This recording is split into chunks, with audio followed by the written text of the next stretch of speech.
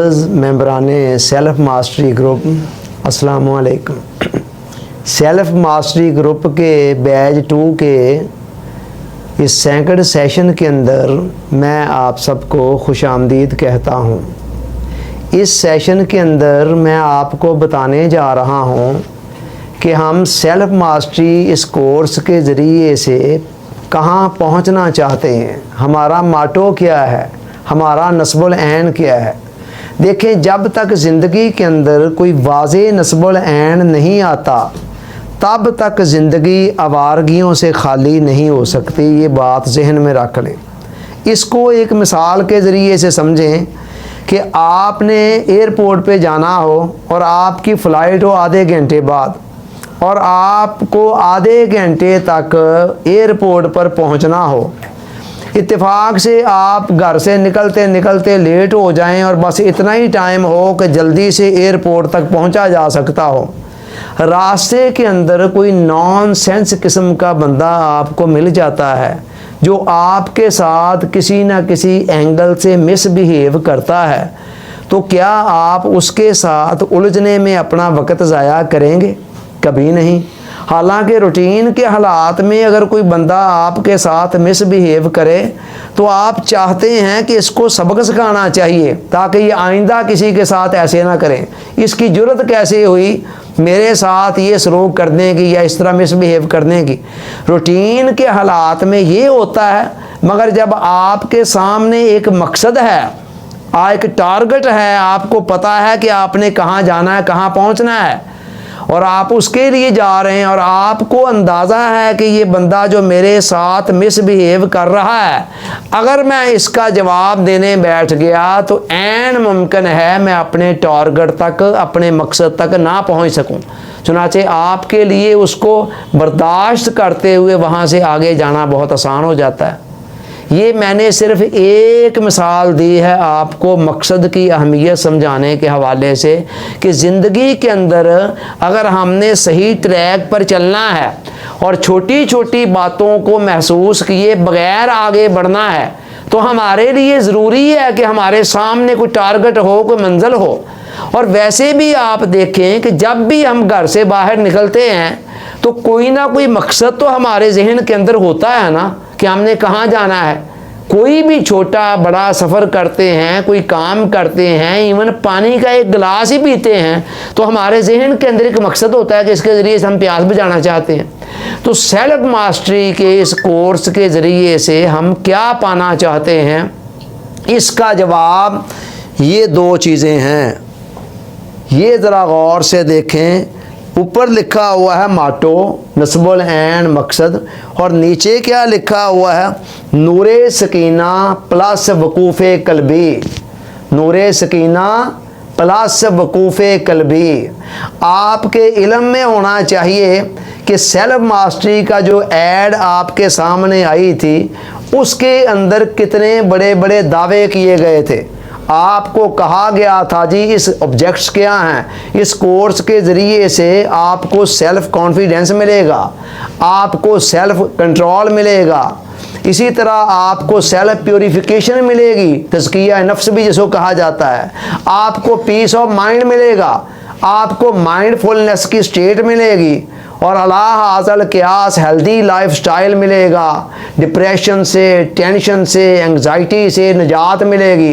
मुख्तलिफ़ किस्म के फोबियाज़ को आप कंट्रोल कर देंगे, बैड हैबिट्स पर कंट्रोल करने में मदद मिलेगी, वगैरह वगैरह। कितनी सारी बातें थीं जो की गई थी। अब सवाल ये है, क्या ये सिर्फ दावे थे लोगों को अट्रैक्ट करने के हवाले से, या वाकई हम ये समझते हैं कि हमारे पास ऐसा सामान मौजूद है कि एक कोर्स के ज़रिए से ये सारी चीज़ें हासिल हो सकती हैं?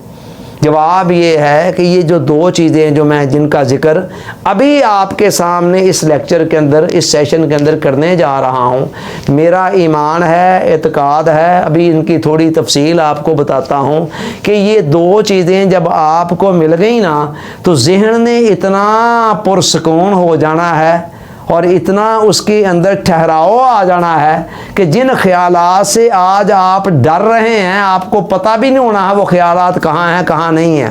جن عادات پر جن جذبات پر قابو پانا آپ کے لیے آج مشکل ہو رہا ہے، جب آپ اس اسٹیٹ آف مائنڈ کے اندر چلے گئے تو آپ دیکھیں گے کہ یہ ساری چیزیں آپ کو تنگ نہیں کریں گی، پریشان نہیں کریں گی. آپ کے اندر سیلف کنٹرول آئے گا، سیلف کانفیڈنس آئے گا، سیلف پیوریفیکیشن آئے گی، پیس آف مائنڈ آئے گا، ہیبٹس پر کنٹرول کرنا آپ کے اندر آ جائے گا، اتنا ضبط آ جائے گا. اسی طرح برے خیالات پر، منفی سوچوں پر، منفی جذبات پر کنٹرول کرنا، یہ ساری چیزیں آپ کے لیے ممکن بھی ہوں گی اور آسان بھی ہوں گی. کب؟ جب ہم ان دو چیزوں کو اپنے اندر لے آئیں گے. آئیے اب ذرا دیکھتے ہیں کہ یہ دونوں چیزیں ہیں کیا. بیشتر لوگوں نے تو شاید زندگی کے اندر ان کا نام بھی فرسٹ ٹائم سنا ہو، اور کچھ لوگوں نے سنا ہوگا تو وہ اتنا زیادہ جانتے نہیں ہوں گے. تو میں ان کی طرف اب جا رہا ہوں کہ یہ دیکھیں کہ یہ ہے کیا. نمبر 1 پہلے کیا لکھا ہوا ہے؟ نور سکینہ. یہ سکینہ، نور سکینہ کیا ہے؟ یہ سکینہ کسی خاتون کا نام نہیں ہے. نور کو تو آپ سمجھتے ہیں نا، نور، اور سکینہ مانا سکینہ والا نور، سکینہ کا نور. تو یہ سکینہ کیا ہے؟ یہ سکینہ وہی ہے جس کو آپ تسکین بھی بولتے ہیں، سکون بھی کہتے ہیں، وغیرہ وغیرہ کئی نام ہیں اس کے. تسکین، سکون، یہ الفاظ تو آپ کے جانے پہچانے ہیں نا کہ فلاں چیز سے مجھے تسکین مل گئی، میں سکون چاہتا ہوں، وغیرہ وغیرہ، یا سکون قلب. یہ وہ ٹرم ہے جو خود قرآن مجید کے اندر خالق کائنات نے استعمال کی ہے. اللہ تعالیٰ نے ارشاد فرمایا هو الذی انزل السکینۃ فی قلوب المؤمنین، کہ اللہ وہ ہے جو سکینہ کو نازل کرتا ہے مومنوں کے دلوں پر. تو سکینہ کہاں سے آتا ہے؟ سکینہ کا نور قرآن کی اس آیت سے پتہ چل رہا ہے کہ یہ آسمان سے آتا ہے، یہ آسمان کی چیز ہے، زمین کی چیز نہیں ہے. اور آتا کہاں ہے؟ دنیا کے کسی بازار کے اندر، کسی مارکیٹ کے اندر بکنے کے لیے نہیں آتا ہے، بلکہ یہ ڈائریکٹلی آتا ہے بندہ مومن کے دل کے اوپر. تو بندہ مومن کے، یعنی یوں سمجھ لیں کہ سکینہ کا جو جہاز ہے یہ آسمانوں سے ٹیک آف کرتا ہے اور سیدھا بندہ مومن کے دل کے اوپر لینڈ کرتا ہے.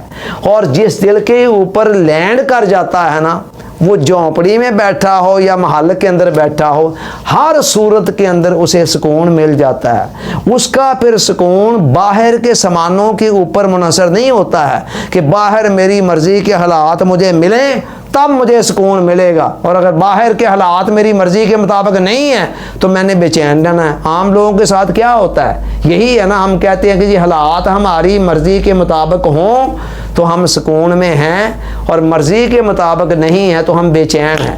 مگر سکینہ جن کے دلوں کے اندر آ جاتا ہے نا، وہ باہر کے موسموں کے محتاج نہیں ہوتے ہیں. ان کے اپنے اندر ہر وقت ایک بہار کا موسم ہوتا ہے. اگر عالم سراسر خار باشد، دل عاشق گل و گلزار باشد. مولانا روم فرماتے ہیں کہ اگر ساری دنیا کانٹوں سے بھی بھر جاتی ہے، کانٹے ہی کانٹے ہو جاتے ہیں، اور کوئی پاؤں دھرنے کو جگہ نہیں رہتی ہے، دل دھرنے کو جگہ نہیں ملتی ہے، تب بھی عاشقوں کے جو دل ہیں وہ پھولوں کی طرح کھلے ہوتے ہیں. یہ ہے سکینہ کے آنے کی برکتیں، کہ یہ سکینہ کا نور جب اندر آتا ہے. اور جب تک یہ نہیں آتا ہے تب تک آپ کا سکون باہر کے سامانوں پر ہی ہے. بس باہر کا کوئی سامان، کوئی چیز آپ کی مرضی کے مطابق حالات مل گئے، آپ خوش ہو گئے، اور ذرا سے ناموافق حالات آئے ساتھ ہی آپ رنجیدہ ہو گئے، پریشان ہو گئے، اور سٹپٹا گئے، غصے میں آ گئے، جھنجھلاہٹ میں آ گئے، مایوسی میں آ گئے، وغیرہ وغیرہ. تو یہ سکینہ.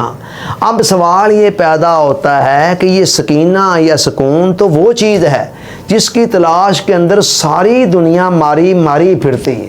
ہر بندہ، پیسہ ایک بندہ بہت زیادہ کمانا چاہتا تو کیوں؟ اس کا الٹیمیٹ آبجیکٹ تو یہ ہوتا ہے کہ مجھے زیادہ سے زیادہ سکون ملے. تو سکینہ کی تلاش میں یا سکون کی تلاش میں ساری دنیا ماری ماری پھرتی ہے. اس کے باوجود بھی لوگوں کی اکثریت کو سکون ملتا کیوں نہیں ہے؟ جواب یہ ہے کہ قرآن ہمیں بتا رہا ہے کہ یہ آسمان کی چیز ہے، یہ زمین کی چیز نہیں ہے. لوگ اسے زمین کے اندر ڈھونڈتے ہیں. یہ تو ایسے ہی ہے نا، پاکستان مارکیٹ یا اعظم کلاتھ مارکیٹ لاہور کے اندر بڑی بڑی مارکیٹیں ہیں یہ کپڑے کی، وہاں بہت زیادہ تھوک کے حساب سے ملتا ہے سامان۔ اب اگر آپ اس مارکیٹ کے اندر جا کر کہیں جی مجھے تو گوشت 1 کلو چاہیے، اور آپ کو دائیں بائیں کوئی دکان بھی نظر نہ آئے، اور آپ باتیں کرتے کرتے گھر آ جائے جی اتنی بڑی مارکیٹ ہے اور میں نے 1 کلو گوشت لینا تھا اور مجھے وہ نہیں مل سکا ہے، تو لوگ کہیں گے کہ آپ کی مسٹیک ہے، یہ غلطی آپ یہ کر رہے ہیں کہ ایک چیز کو وہاں سے پانا چاہ رہے ہیں جہاں وہ ہے ہی نہیں ہے۔ آپ نے گوشت لینا ہے تو گوشت والی مارکیٹ میں جائیں، تو جو چیز جہاں ہوگی وہیں سے ملنی ہے، اور جو چیز جہاں نہیں ہے وہاں سے مل کیسے سکتی ہے؟ تو سارا زمانہ اس سکینہ کو، اس سکون کو پانا چاہتا ہے، اور لوگ اس کی تلاش میں غلطی کیا کرتے ہیں؟ لوگ سمجھتے ہیں شاید دنیا کا زیادہ زیادہ ساز و سامان ہمیں مل جائے گا، اس کے نتیجے میں ہمیں زیادہ سے زیادہ سکون مل جائے گا۔ یہ بہت بڑی بلنڈر مسٹیک ہے، جس کے اندر بڑے بڑے دانشور بھی بعض اوقات الجھ جاتے ہیں۔ لوگ یہ سمجھ بیٹھتے ہیں کہ اے سی والا کمرہ ہے تو سکون ہے۔ اے سی والے کمرے کے اندر جو کچھ آپ کو مل رہا ہے نا، وہ سکون نہیں ہے، وہ لذت ہے۔ لذت اور سکون کو جو ہم نے گڈ مڈ کر دیا ہوا ہے، یہیں سے ہماری زندگی کے اندر بے شمار گمراہیاں، پریشانیاں، ٹینشنیں، الجھنیں جنم لے رہی ہیں۔ اسی طرح دسترخوان پر بیٹھ کر رنگ برنگے کھانے کھا کر جو کچھ آپ حاصل کر رہے ہیں نا، وہ لذت ہے، اس کو سکون نہیں کہتے ہیں۔ لذت اور سکون میں فرق کیا ہے؟ 2 فرق ہیں بڑے بڑے، آپ سمجھ رہے ہیں۔ آپ کو 1 منٹ میں پتہ چل جائے گا کہ کون سی چیز لذت ہے اور کون سی سکون ہے۔ پہلی چیز یہ ہے کہ لذت ہمیشہ وقتی ہوتی ہے، لذت وقتی ہوتی ہے۔ عارضی طور پر جتنی دیر آپ چیز کو استعمال کر رہے ہیں تو آپ کو لذت مل رہی ہے، جیسے ہی آپ نے چھوڑا ویسے ہی لذت ختم۔ آپ نے 100 بادام میٹھے کھائے ہیں اور آپ کو باداموں کا ذائقہ محسوس ہو رہا ہے، آگے 100 کے بعد 1 بادام کڑوا آ گیا، ساری کی ساری لذت کرکری ہو گئی، جاتی رہی۔ یہ تھی لذت کی حقیقت۔ اسی طرح آپ 4 گھنٹے اے سی والے کمرے میں بیٹھے رہے، آپ کے وجود کے انگ انگ کے اندر ٹھنڈک سرایت کر گئی، اس کے بعد آپ باہر نکلے، جون جولائی کی کڑکڑاتی دھوپ تھی، آپ 5 منٹ تک اس دھوپ کے اندر آپ کو کھڑے ہونا پڑ گیا یا وہاں رہنا پڑ گیا، سارا جسم پسینے سے شرابور، اور 4 گھنٹے کی لذت کو 5 منٹ بھی نہ لگے ختم ہونے میں۔ یہ ہیں لذتیں۔ تو لذت ہمیشہ عارضی ہوتی ہے اور سکون عارضی نہیں ہوتا، سکون دائمی ہوتا ہے، ہمیشہ کے لیے ہوتا ہے۔ یہ اگر آپ کو سکون جو نور سکینہ کے ذریعے سے قرآن کہہ رہا ہے مل گیا، تو یہ آپ کی زندگی کے اندر تو آپ کے ساتھ ہے، قبر میں بھی آپ کے ساتھ جائے گا اور حشر والے دن بھی آپ کے ساتھ جا رہا ہوگا۔ قرآن کہتا نورہم یسعی بین ایدیہم و بایمانہم، ان کا نور قیامت والے دن ان کے آگے پیچھے دائیں بائیں ان کے ساتھ ساتھ چل رہا ہوگا۔ یہ کون سا نور ہے؟ یہ وہی نور ہے جو دنیا کے اندر بندہ مومن کے دل پر آتا ہے۔ اور پھر قرآن یہ بھی بتاتا ہے کہ جن لوگوں کے پاس یہ نور نہیں ہوگا، جو اس نور سے محروم ہوگے، وہ ان سے التجا کریں گے، یار تھوڑی دیر رک جاؤ، تھوڑا سا یہ نور ہم بھی لینا چاہتے ہیں۔ تو قرآن کہتا ہے کہ وہ جواب دیں گے نہیں، یہ یہاں سے ملنے والی چیز نہیں ہے، یہ تو دنیا سے لے کر آنے والی چیز تھی، وہاں سے آپ لے کر نہیں آئے ہیں تو یہاں نہیں مل سکتی آپ کو۔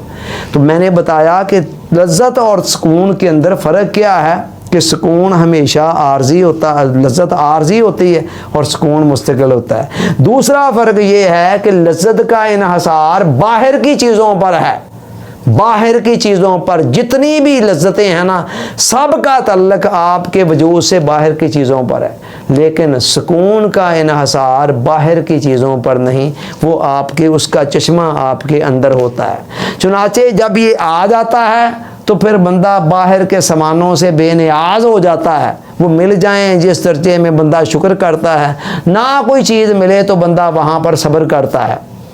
تو یہ اس نور، تو قرآن مجید نے کہا افمن شرح اللہ صدرہ للاسلام فہو علی نور من ربہ، کہ جس کا سینہ ہم اسلام کے لیے کھول دیتے ہیں اسے اللہ کی طرف سے ایک نور مل جاتا ہے۔ اور دوسری جگہ پر قرآن نے اس نور کی علامت یہ بیان کی، یا ایھا الذین آمنوا ان تتقوا اللہ یجعل لکم فرقانا، اے ایمان والو اگر تم اللہ کا تقوی اختیار کر لو گے تو اللہ تعالیٰ تمہیں ایک نور عطا فرما دیں گے۔ اس نور سے مراد یہی نور سکینہ ہے۔ قرآن علامہ نے کہا تھا دل بینا بھی کر خدا سے طلب، کہ آنکھ کا نور دل کا نور نہیں ہے، خالی آنکھوں کے اندر بصارت کا ہونا کافی نہیں ہے، اندر دل کے اندر بصیرت کا ہونا، روشنی کا ہونا بھی ضروری ہے۔ اور روشنی کب آتی ہے؟ جب یہ نور سکینہ آ جاتا ہے۔ حضور علیہ السلام نے فرمایا، حضور علیہ السلام سے پوچھا گیا کہ یا رسول اللہ، جب یہ نور انسان کے دل میں آتا ہے تو پتہ کیسے چلے گا کہ یہ نور آ گیا؟ تو آقا نے فرمایا اس کی 3 علامتیں ہیں۔ التجافی عن دار الغرور، جب یہ نور انسان کے دل میں آتا ہے نا تو پھر یہ دنیا جو دھوکے کا سامان ہے، اس کی جو حد سے بڑی ہوئی محبت ہے نا، وہ آٹومیٹکلی انسان کے دل میں کم ہو جاتی ہے۔ وجہ یہ ہے کہ اس نور یہ جب تک آیا نہیں تھا تب تک دنیا کی چمک دمک انسان کی نگاہوں کو خیرہ کر رہی تھی، وہ اس کی طرف لپک رہا تھا اندھا دھند، اور ہر جائز نجائز حربہ اختیار کرنے پر تلا ہوا تھا، کسی طرح سے یہ چمک دمک میں زیادہ سے زیادہ حاصل کر لوں۔ جب یہ نور آیا، اندر روشنی آئی تو اندر ہر چیز کلیئر ہو گئی، تو اس کے نتیجے میں انسان نے کہا کہ نہیں، یہ چیز جو اس طرح کی نظر آ رہی ہے نا اس طرح کی حقیقت میں نہیں ہے، تو پھر اس کی حد سے بڑی ہوئی محبت انسان کے اندر کم ہو جاتی ہے۔ دنیا میں رہ رہا ہوتا ہے، دنیا کے لیے اسٹرگل کر رہا ہوتا ہے، اسے استعمال کر رہا ہوتا ہے، مگر اس کی حد سے بڑی ہوئی محبت کم ہو جاتی ہے۔ اور دوسرا فرمایا والے انابت و الی دار الخلود، اور آخرت کے گھر کی طرف، قیامت والی طرف انسان کا رجحان زیادہ ہو جاتا ہے، جنت کی طرف۔ دنیا میں رہ کر انسان کو پتہ ہوتا ہے کہ یہ دنیا ہی سب کچھ نہیں ہے، اس سے آگے جو دنیا آنے والے ہے، جس کے اندر اللہ تعالیٰ نے جنت کی سرمدی بہاریں ہمارے لیے رکھی ہوئی ہیں، مجھے ان تک بھی پہنچنا ہے۔ والے استعداد للموت قبل نزول ہی، اور آقا نے فرمایا تیسری علامت یہ ہے، تیسری نشانی یہ ہے کہ موت کے آنے سے پہلے پہلے موت کے لیے تیاری شروع کر دیتا ہے۔ تو یہ 3 چیزیں علامہ علوسی بغدادی رحمۃ اللہ علیہ نور اللہ مرکزہ، انہوں نے اپنی تفسیر روح البیان کے اندر، روح المعانی کے اندر اس کی 3 علامتیں اپنے رنگ میں بیان کی ہیں اس آیت کی شرح کے تحت۔ کہتے ہیں کہ اس نور کی پہلی علامت یہ ہے، یا نور یستقر فی القلب، یہ ایسا نور ہے جو انسان کے دل کے اندر ٹھہر جاتا ہے، اور ٹھہر جانے کا یہی مطلب کہ پھر بندہ مومن جہاں بھی جاتا ہے وہ نور اس کے ساتھ ساتھ ہوتا ہے۔ جیسے یہ دیکھیں نا، میں اس وقت یہاں آیا ہوں تو میرا علم جو بھی ہے تھوڑا زیادہ وہ میرے ساتھ ہے، حالانکہ کئی چیزیں مادی ایسی ہیں جو میرے گھر میں ہیں، میں نے اس لباس کے علاوہ بھی میرے پاس کئی اور لباس بھی ہوں گے، وہ سارے گھر میں ہیں، اور کئی چیزیں میرے زیر استعمال ہیں، وہ اس وقت میرے ساتھ نہیں ہیں، وہ گھر میں ہیں، لیکن علم میں جہاں بھی جاتا ہوں میرے ساتھ ہوتا ہے۔ اور یہی حال اس نور کا ہے کہ جب یہ بندہ مومن کے قلب میں آتا ہے تو پھر وہ جہاں بھی جاتا ہے اس کے ساتھ ساتھ ہی جاتا ہے۔ اور دوسرا وَبِهِ يَثْبُتُ عَلَى التَّوَجُّهِ إِلَى الْحَقِّ، کہتے ہیں جب یہ نور آ جاتا ہے نا تو پھر نماز کے اندر بندے کو اپنے خیالات کھینچ کھینچ کر اللہ کی طرف نہیں لے جانے پڑتے، جیسے ہمارے ساتھ عام ہوتا ہے۔ ہم چاہتے ہیں نماز کے اندر یکسوئی ہو، ہمارا دھیان اللہ کی طرف لگے، تو لیکن وہ کئی مرتبہ نہیں لگتا ہے، ادھر ادھر گھومتا پھرتا رہتا ہے، آوارہ گردیاں کرتا ہے اور نماز کے مزے کو کرکرا کرتا رہتا ہے۔ وہ کہتے ہیں کہ جس بندے کے دل میں یہ نور آ جاتا ہے پھر ہر لمحہ اس کی توجہ خدا کی طرف خود بخود ہی ہوتی ہے، وہ خدا خود اسے یاد آتا ہے، اسے کوئی تکلف سے خدا کو یاد نہیں کرنا پڑتا ہے، وہ خدا کو چھوڑ کر کہیں جانا بھی چاہے تو جا نہیں سکتا۔ اور تیسری اور آخری علامت بیان کی وَيَتَبَّهِ يَتَخَلَّصُ عَنِ التَّعَشِ، جب یہ نور بندے کے دل میں آ جاتا ہے تو یہ جو منفی جذبات ہیں، خیالات ہیں، غیظ و غضب، حسد، نفرت، کینہ اور ذرا ذرا سی بات پر بھڑک اٹھنا، یہ ساری چیزیں ختم ہو جاتی ہیں اور انسان کے دل کے اندر ٹھنڈ پڑ جاتی ہے۔ یہ 3 علامتیں ہیں جو انہوں نے بیان کی ہیں، اور 3 ہی علامتیں میں اپنے ذوق کے مطابق اپنی طرف سے بیان کرنے جا رہا ہوں کہ جب یہ نور سکینہ ہمارے اندر آنا ہے تو پہلی علامت یہ ہے کہ بغیر کوئی میٹھی چیز کھائے زبان کے اوپر ہر وقت ایک ہلکی ہلکی مٹھاس رہا کرے گی۔ مولانا روم نے فرمایا تھا کہ نام او چو بر زبانم می رود ہر بن مو از اصل جوئے شود، کہتے ہیں جب اس محبوب کا نام میری زبان پر آتا ہے مجھے ایسے لگتا ہے جیسے میرے وجود کا جو انگ ہے وہ شہد کی ندی میں نہا گیا ہے۔ یہ مولانا روم ہیں جو کہہ رہے ہیں کہ نام میں زبان سے لیتا ہوں لیکن سر سے لے کر پاؤں تک پورا وجود یوں لگتا ہے جیسے شہد کی ندی کے اندر غوطے لگا رہا ہے۔ تو چلو یہ ان کا حال تھا، تو کیا ہمارے ساتھ اتنا بھی نہیں ہو سکتا ہے کہ پورا جسم نہ صحیح کم از کم ہماری زبان تو کوئی اس مٹھاس کو محسوس کر سکے؟ حضرت ابو الحسن خرقانی رحمۃ اللہ علیہ کے پاس وقت کا ایک بہت بڑا اسکالر دانشور آتا ہے، کہتا حضرت آپ لوگوں کو یہ کہتے رہتے ہیں کہ جی اللہ اللہ کریں، اللہ اللہ کریں، ہر وقت اس سمت میں لگا چھوڑتے ہیں، یہ اللہ اللہ کرنے سے بھلا کیا ہوتا ہے جی؟ ایک لفظ ہی ہے نا۔ اب وہ بزرگ تھے، دانا تھے، مرد دانا نے سوچا کہ اس کو دلیلوں اور منطقوں سے کیا سمجھانا ہے۔ انہوں نے کہا ابے خر توچے دانی، کہ اے گدے تجھے کیا خبر اس کی؟ اب اتنے بڑے اسکالر دانشور کو جب بڑی محفل میں کہہ دیا جائے گدا، تو ظاہر ہے اس نے پریشان ہونا ہے، اس کا رنگ زرد ہو گیا، پسینہ نمودار ہو گیا۔ تو ابو الحسن خرقانی رحمۃ اللہ علیہ نے پوچھا کیا ہوا؟ کہنے لگا حضرت آپ نے بات ہی اتنی بڑی کر دی ہے تو مجھے اس پر پریشانی نہ ہو، غصہ نہ آئے۔ تو انہوں نے فرمایا مسکرا کر کہ ایک لفظ ہی تو تجھے کہا ہے، اور کیا کہا ہے؟ اگر تجھے گدھا کہہ دیا جائے تو تیرے تن بدن کے اندر ایک آگ لگ جائے، اشتعال پیدا ہو جائے، تبدیلی آ جائے، تو کیا اللہ کا نام لینے سے کوئی تبدیلی نہیں آتی ہے؟ بڑی تبدیلی آتی ہے۔ تو میں یہ کہہ رہا ہوں کہ اللہ کا نام بندہ لے، جب یہ نور دل میں آئے گا نا، میں اپنی طرف سے پہلی علامت یہ بیان کر رہا ہوں کہ جب یہ نور ہمارے دل میں آ گیا تو پھر آپ کو جو علامتیں ظاہر ہوں گی، پہلی علامت یہ ہوگی کہ اللہ کا نام جب لیں تب تو دل زبان کے اندر ایک مٹھاس ہوگی، اس کے علاوہ بھی آگے پیچھے بھی ہر وقت زبان کے اندر ایک ہلکی ہلکی مٹھاس گھلتی رہے گی۔ اور دوسری علامت کیا ہے؟ بغیر کسی خوشبو کو سونگھے ہوئے، کسی گلاب کو، چنبیلی کے پھول کو سونگھے ہوئے آپ کی سانسوں کے اندر ایک ہلکی ہلکی خوشبو جو ہے نا وہ ہر وقت رہا کرے گی۔ آپ حیران ہوا کریں گے کہ یہ خوشبو کہاں سے آ رہی ہے، حالانکہ وہ خوشبو کہیں سے نہیں، وہ خوشبو اس اللہ کی یاد کے نتیجے میں، اس نور کے نتیجے میں آئے گی۔ اور تیسری علامت یہ ہے بغیر کوئی خوشی کی خبر سنیں، بغیر کسی وجہ کے بیٹھے بٹھائے اندر ہر وقت ایک سرور کی کیفیت رہا کرے گی۔ وہ جو کہا تھا نا انہوں نے، یہ جو ہلکا ہلکا سرور ہے سب تیری نظر کا قصور ہے، ہر وقت ایک ہلکا ہلکا سرور اندر محسوس ہوا کرے گا، جس کو ہماری پنجابی زبان میں کہتے ہیں دل کے اندر لڈو کا پھوٹنا، کہ دل میں لڈو پھوٹ رہے ہیں بغیر کسی خاص وجہ کے۔ کب؟ جب یہ نور سکینہ ہمارے اندر آ جائے گا۔ اور اس کے علاوہ بے شمار ضمنی علامات ہیں، نشانیاں ہیں۔ طبیعت کے اندر ایک ہلکا پن آ جائے گا، لہجے کے اندر ایک مٹھاس آ جائے گی، شیرینی آ جائے گی، اور دوسروں کے ساتھ خام خواہ ایک پیار، محبت، ہمدردی کا جذبہ آپ کے اندر پیدا ہونا شروع ہو جائے گا، وغیرہ وغیرہ۔ آپ یہ بات ذہن میں رکھیں، جب تک قرآن نے پتہ کیا کہا ہے آگے، فرمایا لِیَزْدَادُوا ایمانا مع ایمانہم، کہ جب یہ نور سکینہ انسان کے اندر آتا ہے تو بندے کے ایمان کے اندر اضافہ ہو جاتا ہے، اور اضافہ ہونے کا مطلب یہ ہے کہ پہلے جو ایمان تھا وہ گلے تک تھا۔ علامہ نے کہا نا، خرد نے کہہ بھی دیا لا الہ تو کیا حاصل؟ دل و نگاہ مسلمان نہیں تو کچھ بھی نہیں۔ پہلے ایمان گلے تک تھا، کال تک تھا، پھر وہ گلے سے گزر کر اندر چلا جاتا ہے، حال تک چلا جاتا ہے، اور جب حال تک چلا جاتا ہے وہ ایمان، تو پھر آج ہمارے کردار کی، اخلاق کی جتنی کمزوریاں ہیں وہ ساری کی ساری ایمان کی کمی سے جنم لے رہی ہیں۔ آپ یہ دیکھیں نا، فرعون کے دربار کے اندر جادوگروں نے جب حضرت موسیٰ علیہ السلام کی صداقت اور حقانیت کو پر دیکھتے ہوئے ایمان قبول کر لیا، تو فرعون نے دھمکی دی کہ تمہارے ہاتھوں پاؤں کو کاٹوں گا، تڑپاؤں گا تمہیں، اور اس کے بعد تمہیں سولی پر چڑھاؤں گا۔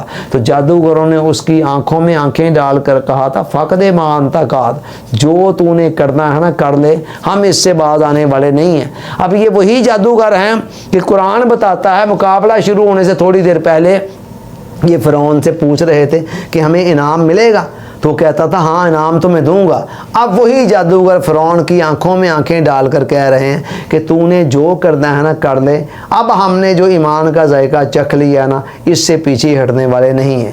تو میں بتا رہا تھا کہ آج اگر ایمان کی کمی پوری ہو جائے تو ہمارے اخلاق کردار کی ساری کمزوریاں ختم ہو سکتی ہیں، اور یہ کب ہوں گی؟ جب نور سکینہ آئے گا۔ دوسری چیز کیا ہے جی؟ وقوف قلبی۔ وقوف وقف سے بنا ہے، وقف کا معنی ہے رک جانا، اور قلبی قلب سے ہے دل کا رک جانا، ٹھہر جانا ایک نقطے کے اوپر۔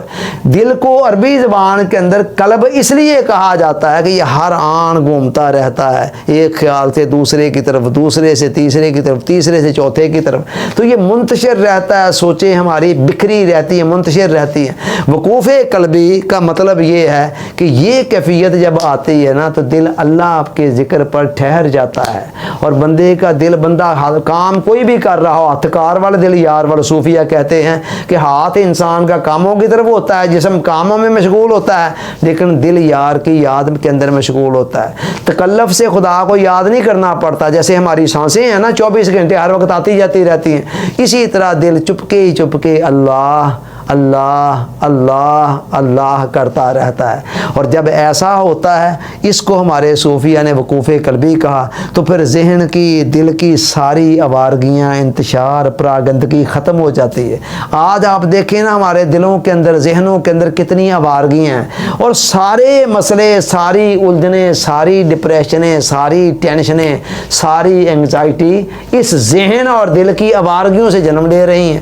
رات کو بستر پر چلے جاتے ہیں، 2 گھنٹے نیند نہیں آتی ہے، ایک ہی خیال ہوتا ہے، وہ ذہن سے نکلنے کا نام نہیں لیتا ہے۔ جب یہ نور سکینہ اور وقوف قلبی، یہ دونوں آپس میں جڑواں بھائی ہیں، جب ایک آ گیا تو دوسرا بھی آ جائے گا بڑے آرام کے ساتھ۔ اور اس وقوف قلبی نے پتہ کیسے آنا ہے؟ ایک تو جو کچھ آپ کو معمولات بتائے جانے ان کے نتیجے کے اندر وقوف قلبی آئے گا، اور دوسرا کیسے آئے گا کہ مراقبہ اسم اللہ ذات اتنی کمال کی چیز ہے اس نور کو لانے میں، اس کا بیان اپنے موقع پر آئے گا آگے چل کر۔ بہرحال جب یہ دونوں آ گئے نا تو اندر ٹھنڈ پڑ جائے گی، سکون آ جائے گا، اطمینان آ جائے گا، کیف آ جائے گا، اور اس کے بعد آپ دیکھیں گے کہ آپ کی یادداشت کہاں چلی جاتی ہے۔ آج تو سچویشن یہ ہے نا، آدھا گھنٹہ پہلے ایک چیز کہیں رکھتے ہیں اور پھر کیا ہے آدھے گھنٹے بعد یاد ہی نہیں ہے یار وہ کیا ہے۔ ایک چیز کو آپ یاد رکھنا چاہتے ہیں، اس کو یاد نہیں رکھ پاتے ہیں، کوئی سبق یاد کرتے ہیں وہ یاد نہیں ہو پاتا ہے۔ یہ سب کچھ کیا ہے؟ یہ ساری قباحتیں کہاں سے جنم لے رہی ہیں؟ یہ ڈپریشن، ٹینشن، انگزائٹی، یہ ون سمنی خواہشیں، یہ غصے کے جذبات، نفرت کے جذبات کہاں سے جنم لے رہے ہیں؟ ذہن اور قلب کی آوارگیوں سے یہ ساری چیزیں چل رہی ہیں۔ جب یہ نور سکینہ آیا اور ادھر وقوف قلبی آیا تو دل کے اندر ایک ٹھہراؤ آ جانا ہے، کہ شانتی آ جانی ہے، اور اس کے بعد کیا ہونا ہے؟ پھر آپ بستر پر جائیں گے، آپ کہیں گے میں 2 منٹ میں سونا چاہتا ہوں، تو طبیعت آپ کی 2 منٹ بعد نیند کی آغوش میں چلی جائے گی، چونکہ پھر کوئی خیال اس طرح کا آوارہ آپ کی مرضی کے بغیر آ کر آپ کو تنگ نہیں کرے گا۔ تو جب سوچوں کے اندر ٹھہرائی، اچھا اس کو ایک مثال کے ذریعے سمجھیں۔ دیکھیں سورج پڑ رہا ہو، جون جولائی کے مہینے کے اندر سورج کی شعائیں انتہائی عروج پر ہوتی ہیں، کتنی گرمی ہوتی ہے۔ آپ اس کے سامنے کاغذ کا ٹکڑا رکھ دیں، سارا دن کاغذ کا ٹکڑا پڑا رہے، وہ گرم تو ہو جائے گا اور کوئی تبدیلی نہیں آئے گی، لیکن اسی کاغذ کے ٹکڑے کے اوپر آپ ایک محدث آئینہ رکھ دیں، محدب آئینہ جس کو کنکیو مرر کہتے ہیں۔ اب کیا ہوگا؟ 10 منٹ کے اندر اس کاغذ کے ٹکڑے میں آگ لگ جائے گی۔ وجہ یہ ہے کہ پہلے سورج کی شعائیں جو کاغذ پر پڑ رہی تھی وہ بکھری ہوئی تھی، تو لہٰذا ان کے اندر اتنی جان نہیں تھی کہ وہ کاغذ میں آگ لگا دیں۔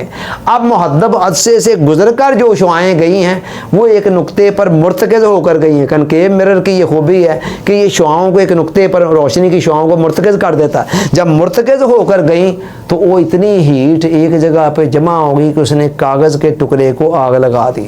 جتنے بھی کمالات آپ کو مائنڈ سائنس کے نظر آتے ہیں نا، ہپناٹزم، مسمریزم وغیرہ وغیرہ، ٹیلی پیتھی، دور دراز تک پیغام پہنچا دینا، ان کے پیغام وصول کر لینا، سارے کے سارے کی جڑ یہ چیزیں ہیں کہ ذہن اور دل ایک نقطے پر ٹھہر جاتا ہے، اور دل اور ذہن کو ایک نقطے پر دماغ پر لانے کے لیے یہ 2 چیزیں بڑے کمال کی ہیں۔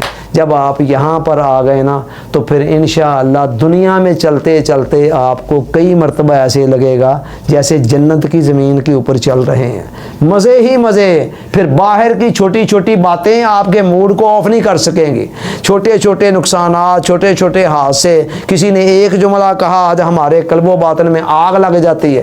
باہر کا کوئی ماحول پھر ہمیں آگ نہیں لگا سکے گا، پھر ہمارے اندر کا ایک اپنا ہی موسم ہوگا اور وہ موسم بہار کا ہوگا۔ باہر والے لوگ پھر ہمارے ساتھ جو بھی کریں گے نا، ہم اتنی جلدی آپے سے باہر نہیں ہوں گے، غصے میں نہیں آئیں گے، اشتعال میں نہیں آئیں گے، بلکہ ہمارے جذبات، خیالات، خواہشات اور ہماری ساری کی ساری عادتیں ہمارے کنٹرول میں ہوں گی انشاءاللہ۔